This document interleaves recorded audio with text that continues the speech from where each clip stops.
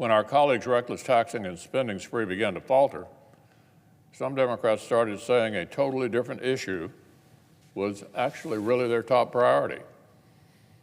If they don't get to blow $5 trillion on low-quality socialism, our colleagues are now demanding a consolation prize, breaking the Senate's rules in order to give themselves sweeping control over all 50 states' election laws. This is what some of our colleagues want so desperately. This is what they've sought for years. Even as their pretexts and justifications kept shifting, the goal stayed consistent. Most Washington Democrats want to appoint themselves a nationwide board of elections on steroids, and they want to shatter the Senate's rules and traditions to make it happen. After Democrats lost the White House in 2016, they said this takeover was necessary because our democracy was fundamentally broken. Now that they've won the White House, the story has totally flipped. Now our democracy is in perfect shape, beyond reproach, except when states that Democrats don't control dare to pass mainstream voting laws. The political left keeps pitching their big lie that mainstream state voting laws are somehow Jim Crow 2.0, if the governor who signs the bill happens to be a Republican. The left's big lie insults the intelligence of the American people. All the facts disprove it. In one of the states that triggered this meltdown, the new proposals mandated more days of early voting than many Democrat-run states provide today. Our democracy is not in crisis. Repeating this rhetoric doesn't make it factual. The 2020 election saw the highest turnout in more than 100 years. Only 33% of American adults think it's too hard for eligible voters to vote. A larger share actually think current rules aren't strict enough. This is fake hysteria, ginned up by partisans, and our citizens actually know it. They figured it out. Last November, even in New York, the state's overwhelmingly Democratic voters rejected several left-wing ballot measures to change voting laws. This big lie that democracy is dying because Democrats sometimes lose elections is a completely astroturfed sense of crisis.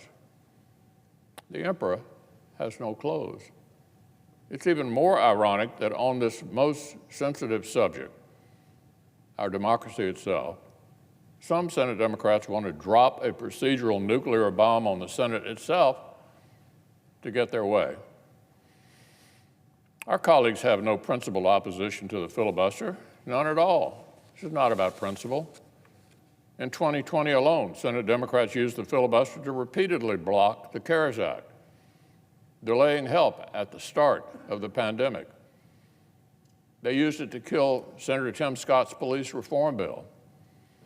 In 2017, 32 Senate Democrats, including then Senator Harris, signed an open letter insisting the legislative filibuster should not change. And a few years before that, the current Democratic leader said this about the prospect of nuking the filibuster. This is the current Democratic leader, quote, "The ideologues in the Senate want to turn what the founding fathers called the cooling saucer of democracy into the rubber stamp of dictatorship." He went on. They believe if you get 51% of the vote, there should be one-party rule. He went on. They want to make this country into a banana republic, where if you don't get your way, you change the rules. He went on. It'll be a doomsday for democracy if we do. That's the Senate Democratic leader on the possibility of nuking the Senate. Some people's tunes change when they happen to be in the majority versus the minority. But some senators mean what they say. There are senators on both sides of the aisle who've had the courage to stand up for these important rules when we've been in the minority and when we've been in the majority. I don't have to remind the Senate that the previous president frequently harangued me to nuke the Senate. On every occasion, I had a one-word answer: no, no. There's senators on both sides who understand that any supposed limited carve-out would bring the whole House crashing down. There are senators on both sides who understand that the entirety of federal law shouldn't go radically boomeranging back and forth every time the Senate narrowly changes hands.